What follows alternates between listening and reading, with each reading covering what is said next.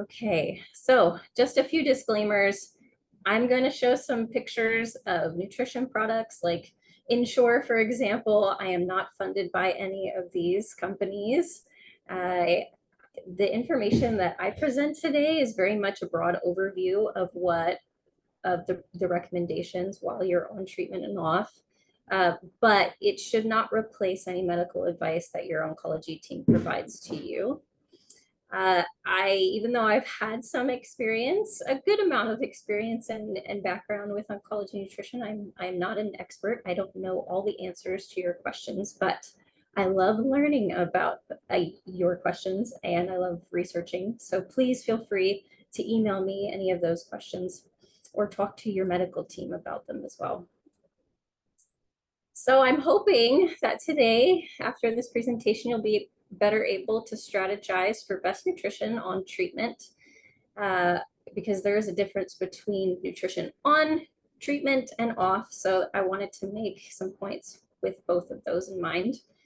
The recommended eating practices for when you're done recovering, and for those who are interested in learning a little bit more about weight management, how to safely do that. And there's quite a few myths or points of or questions regarding nutrition around cancer. I'm focusing on sugar today, so look forward to that. So this is just an overview of the common treatments that you can have with cancer. I'm sure if all of you have gone through this or are going through this now, I just want you to understand that each treatment can impact or alter your nutrition. It can alter the function of your GI tract, and it can cause things like anemia or joint pain that can make it harder to adequately eat or eat well. So, okay, sorry, I just want to make sure I see my slides here. So a little bit on how it impacts your GI tract. And when I say that, you all know it's gastrointestinal tract. As you may or may not be familiar, these are some of the common ones that happen when you're on treatment: diarrhea, constipation, low appetite, impaired swallowing. Some may get mouth sores, taste changes. Other things that may be relating to impaired nutrition, it would be that fatigue that you get from the therapy, and inflammation as well. And so all of these things, these barriers to our nutrition, can cause weight loss and decreased eating and dehydration and malnutrition, things that we want to try to avoid, because this is what happens when we find ourselves in this poor nutrition status, this malnutrition. We can go to the hospital more and our stay can be there longer. Lots of studies, observational studies, have observed this effect. Throughout your entire journey through cancer, you will develop low quality of life. So it really impacts everything. So with that poor nutrition status, toxicities to chemotherapy and either treatment halts or pauses can cause that in and of itself, but also with that can also reduce the effectiveness of that treatment as well. So we're going to fight this thing, and I hope I can help you today. These are some checkpoints that would be of your best benefit when you're thinking about treatment overall. I'm hoping that you're talking to your doctor and asking questions on what to expect with certain regimens, because it can vary. I mean, especially with the types of cancer that we have and the types of people and the types of bodies that we all have, it's very individualized. So please talk to your doctor and plan for what to expect when you're having an impending treatment coming on. the check marks are the things that we're going to talk about next. They're mostly goals. So goals in fighting our nutrition. So the main things would be to help you maintain your weight and hydration and manage those treatment related symptoms. And if you're interested in talking with a dietitian, it's highly recommended, and it across the board, it's unanimously imperative that if you are having difficulty with your weight and hydration and these GI symptoms, it's important for you to ask your doctor to be referred to a dietitian or seek one out yourself. But we're here to help give you ideas or references as well. Okay, so goal number 1 is trying to maintain that weight and that lean body muscle. It's common to lose weight when you're on treatment, even after diagnosis. People get depressed, they stop eating, they don't know what to do, and processing just the idea of a cancer diagnosis can be overbearing for people. So just know that it's not only treatment that can cause this weight loss, and afterwards as well.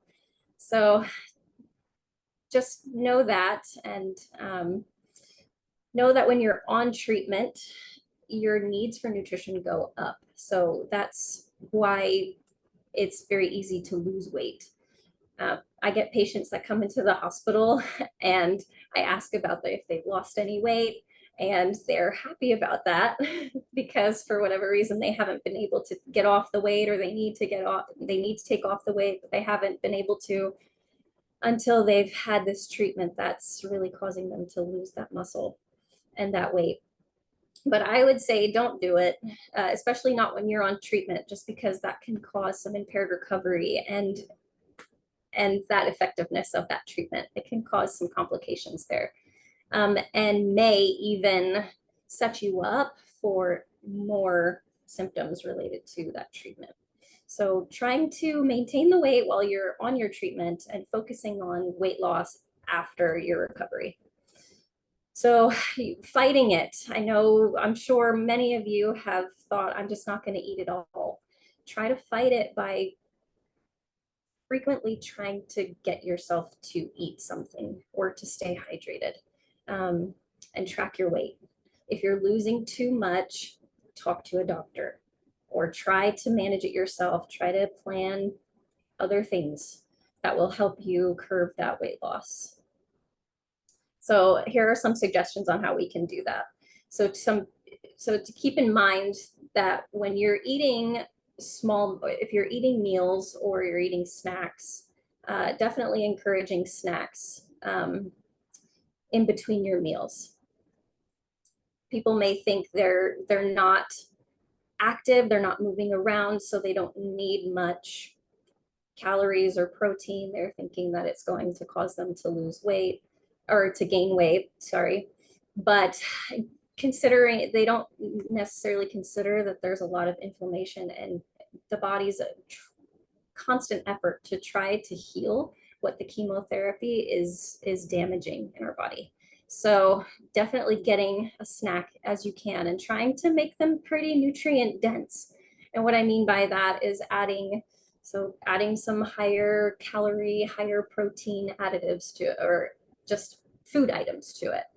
You can think about peanut butter adding to your smoothies or your hot cereals, or putting avocado or cottage cheese on your toast. So these are more examples of some high calorie, high protein sort of snacks. And don't restrict yourself. A lot of you are dealing with diabetes, heart disease, things like that. And depending on how much you are eating, you may not need to be too strict on yourself, especially if you're not eating well. So, and if you're thinking about all the unhealthy food and it not being good for you because you have cancer and you're trying to fight this, try not to restrict yourself too much. As I've said before, your body's trying to heal and recover from that damage done by the chemo or whatever treatment you're recovering from. Okay, so here's some examples of some oral supplements that we do use in the hospital and some that you may find when you're out shopping. The main thing I'd like you to understand is that look at the nutrition labels, make sure that they're pretty high in calorie and they're high in protein. For those who are overweight or eating well, maybe something more high in protein, low calorie. There are some that are made for those with diabetes, so that are lower in sugar. Take a look at that as well. They're usually suitable for those that have lactose intolerance, and they're usually gluten-free and well tolerated. The tastes change, or the tastes vary between them. So if you like one, you can stick with it until you get tired of it and then try working on a new one. But these are really, really helpful in the times when you are so tired and not feeling well at all. This is a great way to get your nutrition that you need at minimum. You're staying hydrated with the fact that they're liquidy, they're high in calorie, they've got great protein, so your body, and they have some extra vitamins and minerals in there in case you ever run deficient during your time on treatment. Okay, goal number 2, staying hydrated. This is one of the reasons why cancer patients who are on chemo outside or treatment outside of the hospital come to the hospital. We need to correct their hydration. And I've gotten that bit of information from an oncology dietitian who does that professionally. So thinking about the high risks for becoming dehydrated, if you're having large bouts of diarrhea, if you're really nauseous and haven't been eating very well for a little while now, you have a fever, you're sweating. These are some examples of needed extra hydration.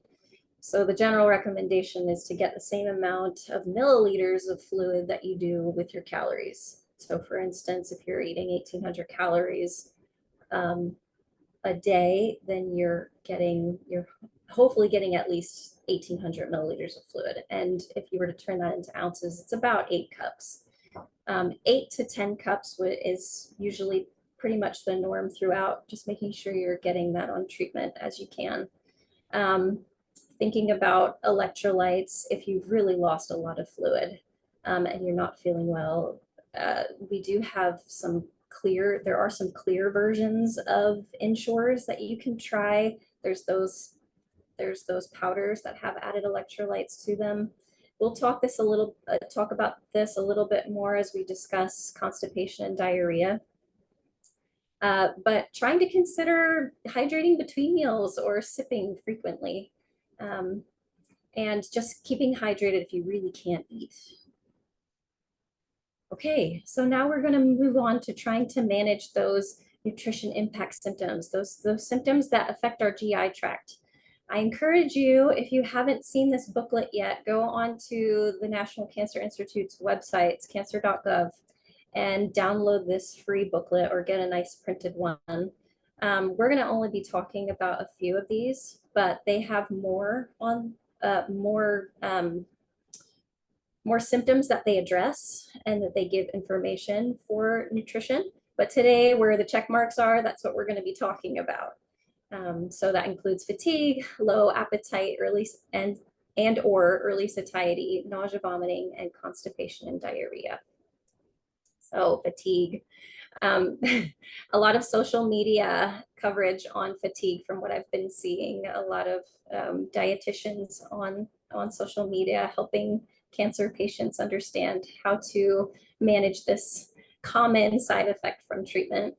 This can be caused by anemia, which is also a common side effect of cancer treatments, primarily chemotherapy. But it can also be caused by dehydration. You're not getting enough fluids, you're not getting enough food, you're losing weight, you can become malnourished, you have pain at your body, you're just so exhausted from that pain that you've been fighting, and even lack of sleep. So some tips that I've put in bullet points here is keeping some foods on hand at your bedside if you're really, really down and out. things like trail mix or protein bars or Ensures, something quick that you can just open up and give yourself when you're able. Trying to preserve that energy. The American Cancer Society and professional panels have been encouraging very limited amounts of physical activity, especially not going to the gym or doing your daily routine of that physical therapy. But preserving that energy, especially when you're not feeling great and you're tired. So some of these are pretty self-explanatory, and you might be doing these already, but picking up groceries instead of walking around the store, making bulk food for yourself that you can eat as leftover or even freeze. So if you're even thinking about chewing and your food, that can exert some effort. So think about eating foods that are soft and tender, easy to go down, and let your friends help. I don't know how hard, or I know that would be hard for me to ask for help, but I think for the most part, family and friends are very onto you about asking for help. I would imagine, or at least I hope. But getting your family and friends involved is helpful, very, very helpful. This has been interesting. There's been a lot of things that I've been reading encouraging some light activities. You might think this might be counterintuitive to battling fatigue, especially because you don't want to do anything. But to consider walking around or maybe doing some dishes, maybe preparing a quick meal, those light activities that you normally do outside of the gym. Consider doing those to help fight fatigue, as it keeps your body active a little bit. It just depends on how fatigued you are and how ill you feel. So with that, fatigue can cause you to take more naps during the day. Try to limit that so that you can get some good sleep at night. Okay, so low appetite and early satiety. Early satiety basically means if you're eating small amounts and you're getting full on that. This may occur simultaneously with low appetite. So the best thing to do with that is to try to eat small but very frequent meals and make sure they're high in calorie and high in protein. And trying to really separate your fluids so between meals and snacks, trying to sip on or trying to get your fluids that way, or thinking about sipping it through the day. Those oral nutrition supplements, as I was talking about before, the Ensures and the Glucernas can help with that hydration and keep you and get you that quick nutrition as well. So if there isn't really an issue with early satiety, maybe it's just an issue with low appetite, or maybe with both, you can talk to your doctor about your barriers with that and see if an appetite stimulant medication might be appropriate for you. So nausea and vomiting, very common. Try to still fight through that. There are some foods that are better tolerated on your stomach, more bland, starchy foods, clear liquids. In the hospital, if there's somebody really, really ill and not feeling well and is actively vomiting, the doctors will advance the diet as tolerated. That's usually what happens in a hospital. So they'll start you off on a clear liquid, and then if you're tolerating that, you can move on to full liquids and then regular textures. That's generally, it's not uncommon for them to do that. You might develop that at home or use that at home, but trying to avoid greasy, high-fat foods and over-seasoned foods. Those are just harder to tolerate. As you can imagine, you don't really want to be eating a really spicy fajita when you're feeling gross and nauseous. The grease and the fat, they take a little longer to digest and move through the GI tract. So that's the reason why we try to avoid those. Foods at room temperature are going to not have as high of a strong food odor if that triggers your nausea. So you can still cook your food. You can let it cool off. I'm thinking in a well ventilated room, if you still wanted to have the cooked food, um, let it cool off a little bit, taking off that odor, maybe doing more cold fare foods, um, making sure you're not lying down right after you eat. Uh, if you are taking some antiemetic or things, medications like Zofran, might be best to plan eating when that medication is working. So I guess give it some time to dissolve and absorb in you before taking food. People may feel nauseous if they have an empty stomach, especially if they're taking pain medications. So make sure you're eating something with those medications to prevent that from happening. I wanted to include these pictures of ginger tea, and these bands on the bottom are acupressure bands that some people have been using to help with nausea as well. Um, it's there's not very many studies to say that they work, but it based off of client or patient um, experience. The oncology dietitians that I've talked to say that they work sometimes, or they might work quite a bit. So it's kind of an experimental thing for you if you're interested in those things. Okay, constipation. So making sure you're hydrated if you are taking any Metamucil or extra fibers to help that stool come through, making sure you're getting an additional amount of fluid for that. So we're not causing any blockages of that fiber in your bowel, because that can make your constipation worse. uh, Thinking about daily getting a hot beverage, because that might help move things through, as well as a high fiber hot cereal, or I know they have those Fiber One bars, or those cereals, making sure you're getting enough fiber as well. So they usually work in tandem. If you have one over the other, that constipation is not going to resolve itself. um, and you might even find yourself being impacted by this. I've seen this among patients. So please stay hydrated and make sure you're getting enough fiber as you're able to. If you are experiencing nausea or some GI upset, usually um, we recommend more soluble fiber, so more things like bananas, applesauce, low roughage foods. So uh, that's something to consider as well if you are having nausea and vomiting concurrent with your constipation.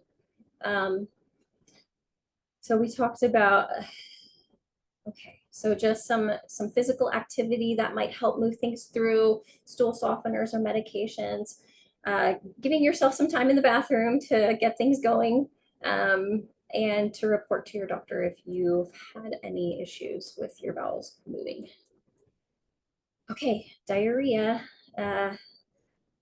Hydration is still key because you're losing that fluid now, and you might be losing those electrolytes. So it doesn't really talk too much about electrolytes since we talked about it earlier, but in the last slide, we talked about soft, more soluble fiber. This is what it talks about here, and that's what's going to help bulk the stool at this point. So Metamucil can do that as well, so you can ask your doctor about that. But I can give you guys more information if you're interested in learning a little bit more about some low soluble fiber, high soluble fiber type diets. Some other things that may irritate or make diarrhea worse would be caffeine, alcohol, really spiced foods, or foods like broccoli and cabbage, or even some sugar alcohols. If you're chewing on gum or any hard candies that have ingredients such as sorbitol or xylitol, things like that, those can make diarrhea worse. So just keep that in mind. All right, so food is your part of your treatment with whatever other cancer treatment you are undergoing.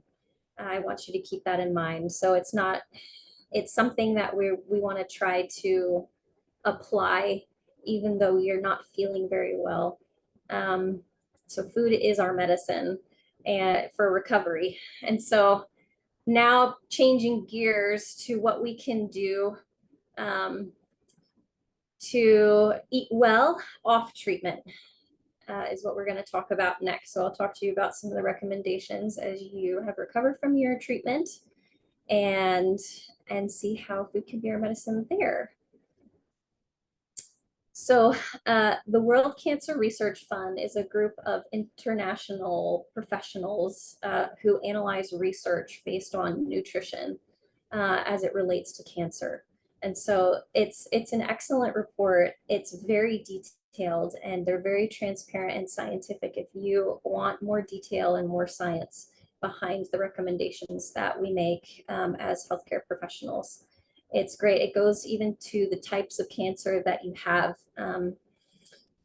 and the specific recommendations and the whether or not they have limited evidence or strong evidence of recommending one thing over the other. So I do encourage you to take a look at this third expert report is what it's titled. But generally, as you are off treatment now and you're recovering, there aren't very many good quality research studies to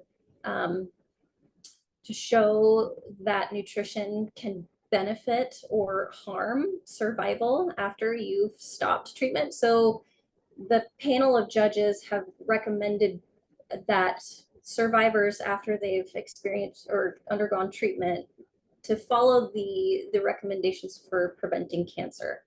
And that includes achieving a healthy body weight, restricting alcohol.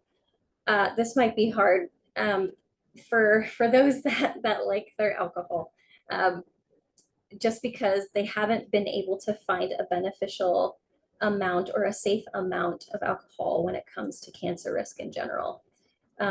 But if you want to continue with that, try to follow the recommendation of only having one drink, and that can vary depending on the type of drink that you, or the type of alcohol that you choose for females, and 2 drinks for men daily, or thinking about doing that less if that's something that you do daily, just to make sure you're setting yourself up for, or you're trying not to cause cancer to thrive in you. Plant-based eating, so limiting the amount of, or lowering the amount of animal protein that we do eat, and making fruit, vegetables, whole grains, legumes, nuts, seeds more of the focus of your meals. Limiting fast foods and processed meats, and even processed foods and sugary beverages as well. Not relying on dietary supplements as a cure-all for cancer. Talk to your doctor about this, and I can even give you more information if you're interested on dietary supplements. I do have some literature here that I can share depending on the supplement you're interested in. And breastfeeding, that can definitely help those who have breast cancer. Okay, so just a general idea on what plant-based eating is. It doesn't mean you have to go vegan or vegetarian.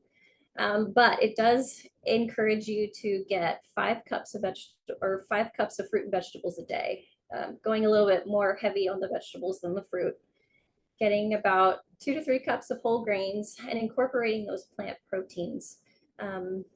If you do want to go vegan or vegetarian, these are definitely needed in your diet. So making sure you're getting good beans, good soy, and we'll talk about soy soon. I think that might be coming up really quick, actually.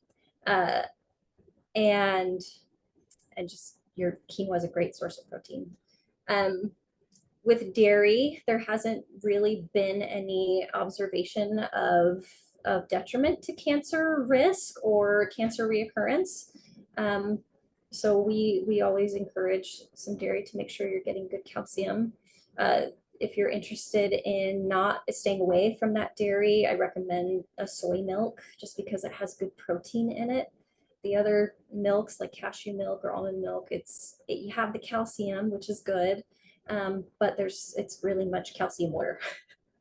But if you like that, go for it. I'm not going to tell you not to. Okay, as far as the animal protein goes, what's recommended among among quite a few diets is making sure that we're getting 6 ounces or less. And Americans are doing way more than this. So generally speaking, we tend to eat a lot more protein. Um, so 6 ounces, if you think of a deck of cards, or if you think the palm of your hand, that's about 4 ounces. So you just need a little bit extra, or not even. You can choose to have plant proteins as a replacement for a meat at a given meal. I gave some pictures on what that looks like. So these pictures here above the information, that could be an example of a breakfast, maybe the next picture a lunch, and that can be a dinner. So just keeping that in mind, it doesn't have to be free of animal protein.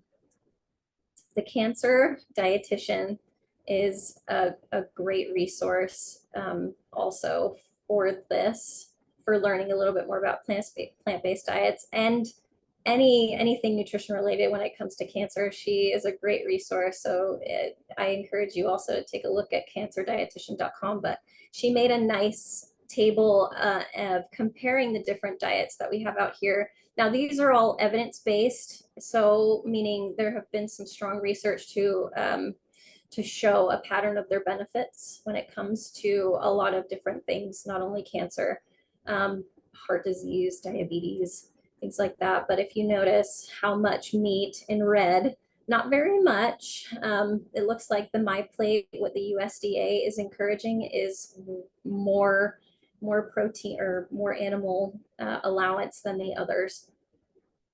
So we have the Mediterranean diet, the anti-inflammatory, the New American, which is put out and encouraged by the American Institute of Cancer Research. So it's basically, it's just that concept of making your meals more plant-based. So encouraging all of the plant foods to make up more of what you eat at a given meal over your meats. The DASH diet, or dietary approaches to stop hypertension, is also you're able to follow it. That's their recommendations fall within the plant-based diet or concept of eating as well. Okay, so these plant foods, this is the reason why they're more cancer protective, is because of the phytochemicals. And each type of food or plant food has a different either antioxidant or phytochemical or promoter of your health and protection against cancer. So it's encouraged to eat a variety of these things. But just some reasons for those who are interested on how they protect against cancer. They're anti-inflammatory. They set up an environment where they prevent tumor growth or potential for that tumor growth, and it causes some great gut bacteria, especially for those who may be at risk for colon cancer. So with those plant foods come fiber, and so that fiber, when it's digested, it can also bind to potential carcinogens that may be absorbed into your body. And it also has great benefits for lowering your insulin resistance if you're having any, and just having better overall controlled blood sugars for those that have diabetes. So soy foods, interesting concept. There was a lot of fear with using soy because the isoflavones in the soy foods look a lot like estrogen.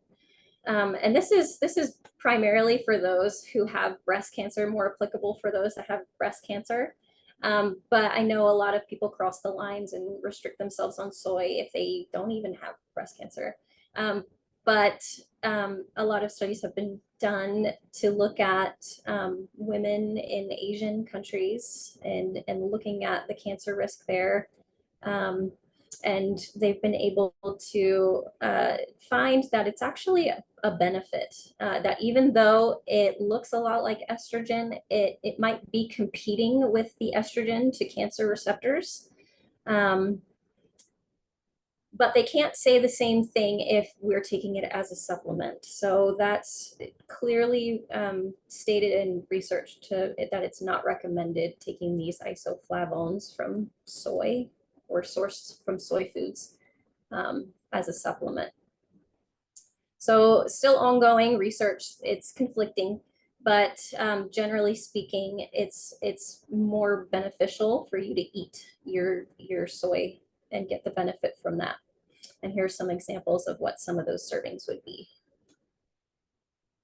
Okay, so like I had mentioned with the benefits of plant foods, here are some of the detriments of the other foods that we are recommended to restrict or limit.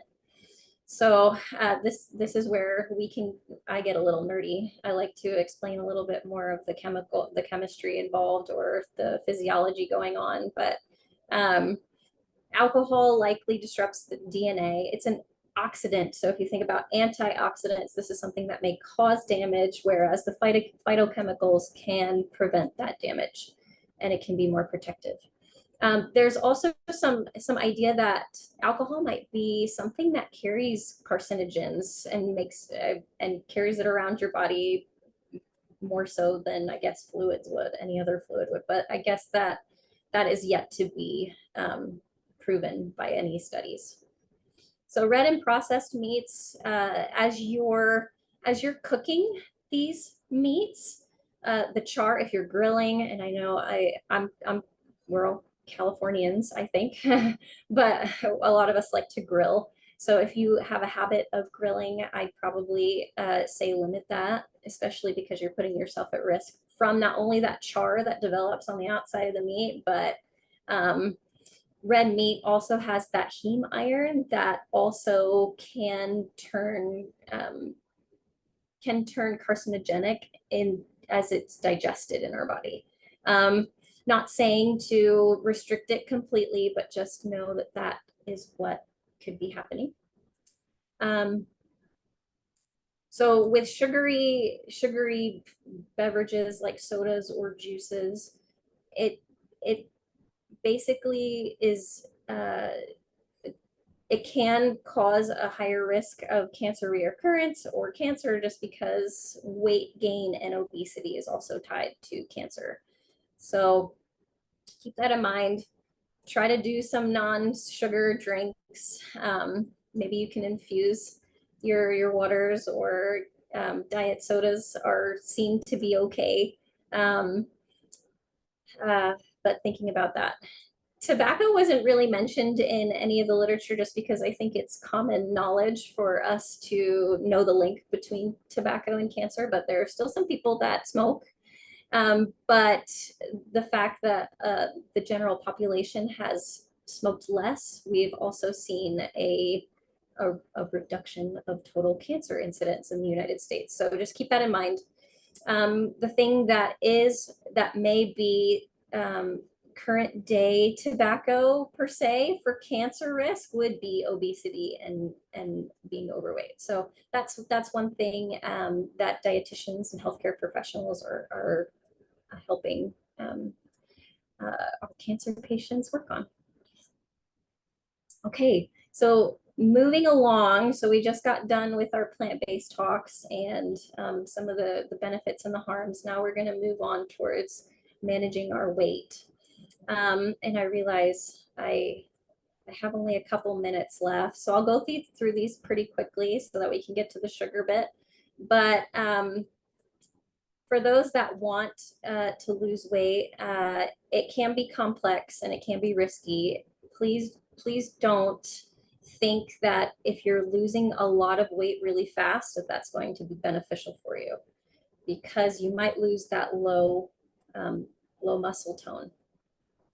Programs, if your doctor comes up to you and tells you that you really need to lose weight, and there are some programs that take time, at least 6 months, for you to lose weight. So just keep that in mind as you're thinking about weight loss. So like I said, with the low muscle tone, malnutrition and dehydration can happen also, and deficiencies. Okay, so here are some weight loss strategies. Just take a look at the yellow box for now. just because some of you may want to do this on your own. You want to try doing it on your own, but this is what I would point out. Make sure you're knowing what goes into you. You can use a mobile food tracker, but the recommendation is also is to eat 500 to 750 calories less than you usually do to help you lose a safe amount of weight. No more than 2 pounds a week. And that's after you've lost your water weight. So make sure you're monitoring your weight loss and making sure it's not coming off too quickly. I thought it was interesting to put in here some information about Ozempic. This can cause low appetite, like cancer treatment, ironically, but this can really result in large amounts of weight loss as well. So we just want to be careful with that and really get some dietitian guidance with this. I would definitely recommend some exercise recommendations as well to help you maintain that muscle if you are losing weight. Okay, sugar. Does it feed cancer? Well, there needs to be more research to really see if there's a direct effect of that. It makes sense in our minds that cancer can be rapidly growing and therefore is competing with our normal cells, but basically our bodies can't really we can't disseminate, or we can't say that the nutrition's only going to the cancer cells. It is feeding our organs, it's feeding our cells. So therefore we are being nourished by sugar, if it be what we are choosing to eat, hopefully not that much. So all that in a nutshell is that most of the foods that we eat, especially sugar and carbs, turn into glucose in our body, which is a simple form of sugar for fuel. So how it might be harmful is, like I had mentioned with the beverages, it may cause some weight gain and some obesity, and it may cause this cycle of craving or eating more of that sugar if we have a habit of eating simple sugars. And that can create an environment inducive or conducive to cancer thriving. So they've seen more studies involving higher insulin levels being active in our body. So if we're constantly eating sugar and our insulin is elevated, that promotes cancer growth, or that can. So just keep that in mind.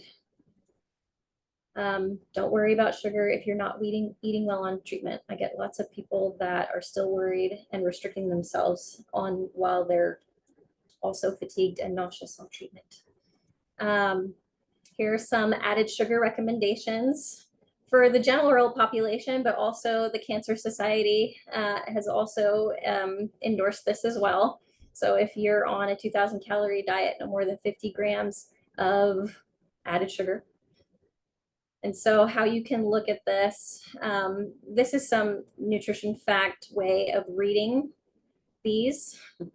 I won't go into this too much because I know we're limited on time.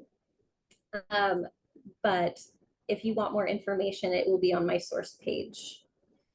So I want you to know that sugars can add up. So these are just some examples of just a meal pattern where you add more sugar than is realized, even with the jelly or the sugar or the lemonade, or my favorite, the McDonald's vanilla cone. It can all add up to be over that 50-gram amount. So here's an example of a meal pattern that would be under that. You can put some sugar in your coffee. You can have your little sweet treat after lunch, and even after dinner. As long as it's low, it's a small amount, you should be fine. But if you want to learn a little bit more about adding sugars and keeping track of that, I encourage you to look at the nutrition fact label on the FDA page for that to get more understanding. Okay, you're a survivor, and I'm so grateful for this time to talk to you a little bit about nutrition. This may be a review for some of you and might be good information to think of, but in summary, here's some bottom lines of what we talked about. And this is how you can fight your cancer with nutrition: is eating smart while you're sick, hydrating if you're needed, or if you can't eat, I'm sorry. Keeping on moving, even if you are fatigued, but just don't overdo it. Eating more with plant foods, losing weight safely, and enjoying your cookie. And here are some sources that I have for you. It's meant for you to look up easily on Google. If you want some specific research articles, I can get you those through email.